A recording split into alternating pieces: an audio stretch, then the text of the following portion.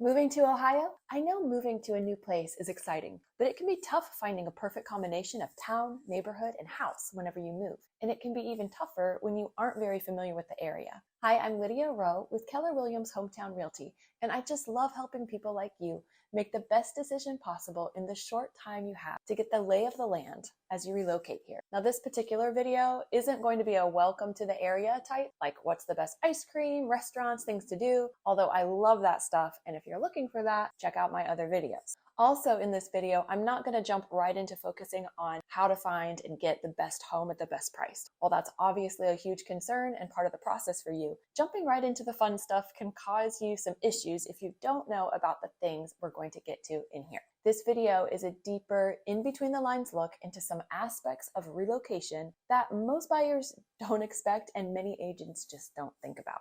My hope is that this video will help you make as smooth a transition as possible. Now, first, I want to address RELO packages. Not everyone moves to a new area due to a career change, but it's a pretty common reason.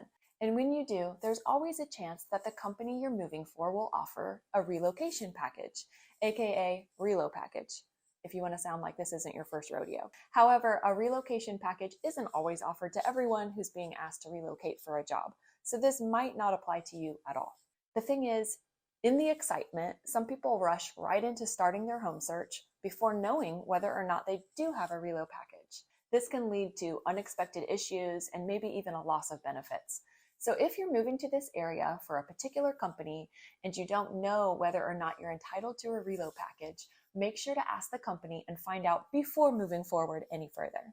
Now, if you do not have a relocation package, feel free to skip ahead. This is a lengthy video, so I'll give you the layout up front. First, I'm going to give you 2 things that you should know if you do have a RELO package. Next, I'm going to give you 6 more important things to keep in mind when relocating. And last, I'll answer the top 3 questions I'm asked about when it comes to moving to a new place. Let's get to it. If you have a RELO package, here's 2 things you may not know. Number 1, you don't have to use their agent.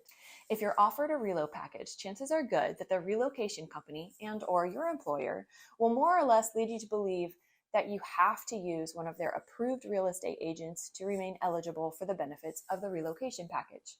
They'll typically give you 3 agents from different companies to choose from. In this respect, they do give you some choice. They claim the agents are certified or trained in relocation practices, but that could simply mean a few hours of in-class or online training. While the agents they recommend are approved by them, that doesn't necessarily mean that they're the best agent to choose from. It also doesn't necessarily mean that the agents aren't great agents. It mostly just means that the agents they're recommending and in their system have agreed to pay a referral fee back to the relocation company. A great agent isn't just someone who will drive you around, give you a tour, open a door to a bunch of houses, and help you find a home that you like. There's a lot more to the process, and especially so when you're relocating. So make sure to find someone who's knowledgeable, skilled, and who will represent your best interest in every aspect. My best recommendation is for you to do your research and choose the agent that you want to represent you throughout the process. If the agent you find and choose isn't already approved by the relocation company, they usually can get approved by simply making a phone call or 2 and filling out some paperwork. Number 2, benefits aren't always beneficial. Getting offered a relocation package seems like a pretty sweet deal to most people, and they just sign on the dotted line before truly reading through the entire agreement and understanding exactly what the benefits and costs are. Costs aren't necessarily monetary. After all, on the surface, a relocation package seems to be giving you monetary benefits, like perhaps covering the cost of movers, hotel stays, food, incidentals, and flights. But relocation packages differ. They don't all offer extensive benefits, and the costs to you can be subtle and only realized once you've already signed the agreement and are in the middle of the process. While the costs as a relocating buyer aren't as bad as they can be as a seller, it still makes sense to take a long, hard look at what you're being offered and then determine if there are any strings attached. When it comes to buyers, the costs are usually along the lines of limitations in choice of services and providers and timeframes, which can compel a rushed decision. One of the most interesting requirements of many RELO packages is that you do not discuss the terms of benefits with anyone, including your real estate professional. In turn, the approved agents, the relocation company refers you to aren't allowed to discuss the terms or benefits either. So it's kind of on you to analyze whether or not the package being offered is worth the cost. Just make sure to do so before you sign on the dotted line, because once you do, you're at their mercy. Okay, now that we've talked about relocation packages, let's move on to 6 more important things to keep in mind when relocating. Number 1, sticker shock. In an ideal world, you're moving from an area that has a higher cost of living, and the prices of homes will be a good shock to you. But quite often when you're moving to a new area, it's an upward move, and the price of real estate is significantly higher than what you're used to. If this is the case for you, spend some time learning up front what you can expect for the amount you're looking to spend. And don't worry, I'm confident you'll find a perfect mix of city, neighborhood, and house. It just takes a certain amount of understanding what the values are and why in one area versus another. Number 2, this isn't Kansas anymore. Here in the Miami Valley of Ohio, things are bound to be different than where you're coming from. This is true in many ways, of course, but let's focus on the real estate differences. It isn't just real estate values that will likely differ from where you're coming from. It's also things like the style of homes, the type of construction, the sizes of homes, the sizes of yards, landscaping, decor, amenities.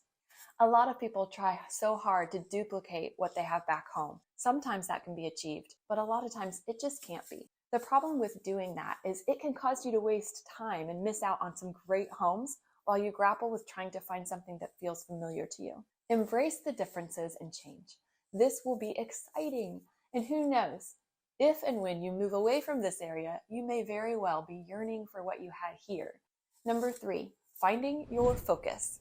There's a good chance that you can and should be open to a few different areas.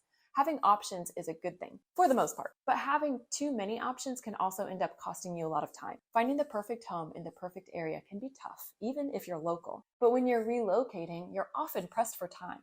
You only have so many trips you can take out to the new area to hunt for a home, and you usually need to line up something before you get to the area. So it's best to focus on a few areas before you even come out to look. Thankfully, the internet has made this a lot easier than it used to be. But it can still be tricky to get a real feel for an area until you actually see it in person. This all sounds pretty basic, but here's the real tip for this section. Try to rule out as many areas as possible, as quickly as possible, so you can focus your limited time and energy on the areas that are perfect for you.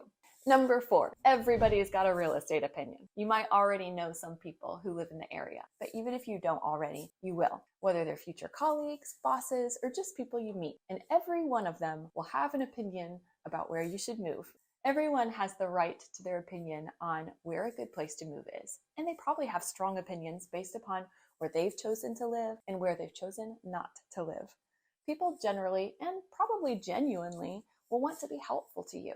The problem is they won't know all of your personal needs and wants and qualifications. So they may be recommending a great house or a great area, but it just isn't in your budget. Or perhaps it misses the mark when it comes to some of your specific wants and needs. It might not sound like the biggest problem in the world, but it can make you feel like other areas or houses aren't really that great when really they are. They can also make things sound like the greatest deal on earth or the most solid decision when really it isn't. It's their opinion, not their business, literally and figuratively. So certainly listen to what locals have to say and recommend, but never discount your own thoughts and opinions. Form your own. Number 5, what to look for. Certainly you want to enjoy the home and area you decide to move to, and hopefully you'll be there for quite some time, if not forever. But the reality is many people who relocate to an area end up moving again not too many years later, especially if it's for a job. People who relocate for a career have a tendency to be moved again. So one of the most important things you need to consider is a home with good resale value.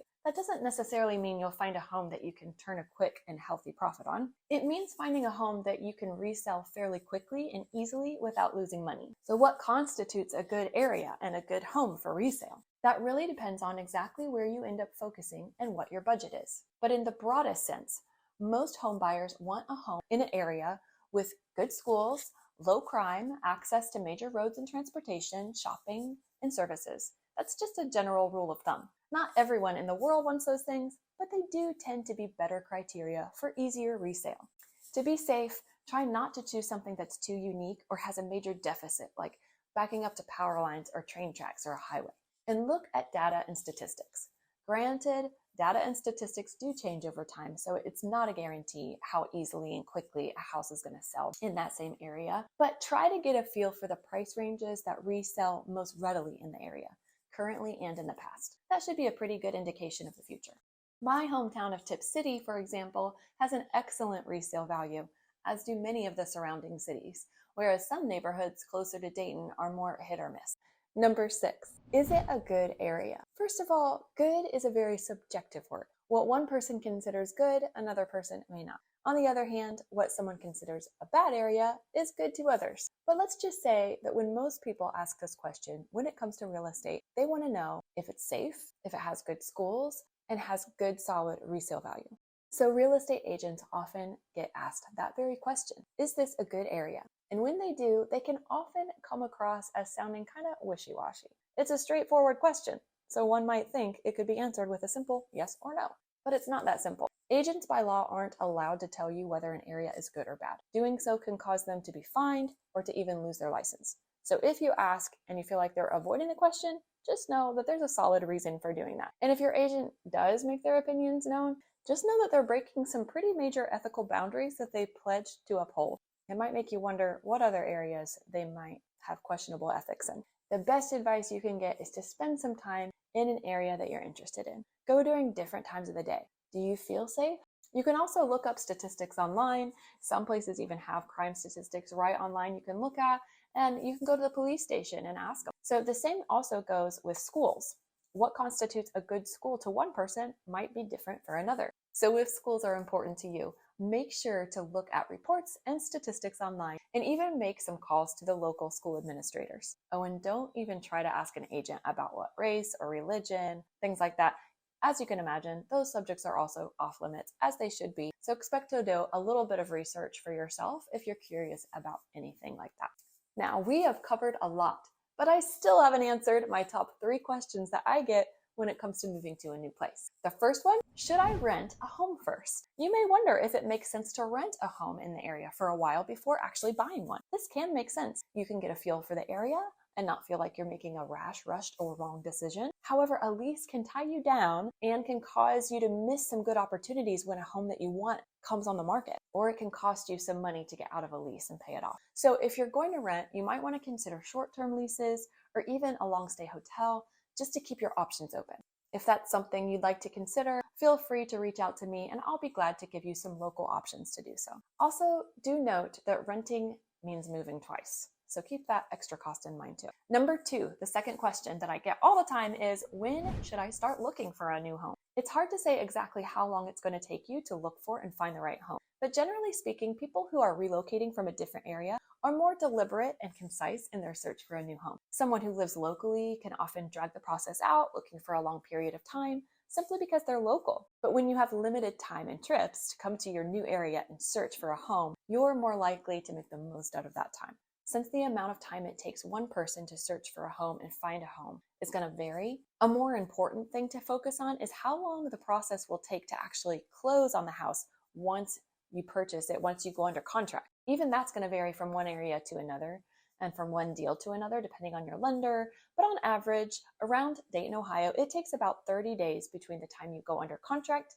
and closing day. So give some thought to when you actually want to move into your new home, then take into account that amount of time, and then add a month or 2 onto that for a more leisurely process of searching for a home. But just know that you certainly can do a thorough search and find a winner in less time than that if you're really focused and concise. And the third question, how do I get the best home at the best possible price? Who doesn't want to find the best home they can? And beyond that, who wouldn't like to get the lowest price possible? Yet many people don't get either, unfortunately. And that's across the board, not just people who are relocating to a new area. Add into the mix the stress and time crunch of buying a house while worrying about everything else that comes along with relocating to a new area, and it makes it all the less likely to happen. This video has given insights into typical issues and topics that affect people moving to a new place and buying a home, but it doesn't get into more universal topics and issues that affect being able to get the best home you can at the best possible price. If you're really interested in understanding all the ins and outs of buying a home, from getting pre-approved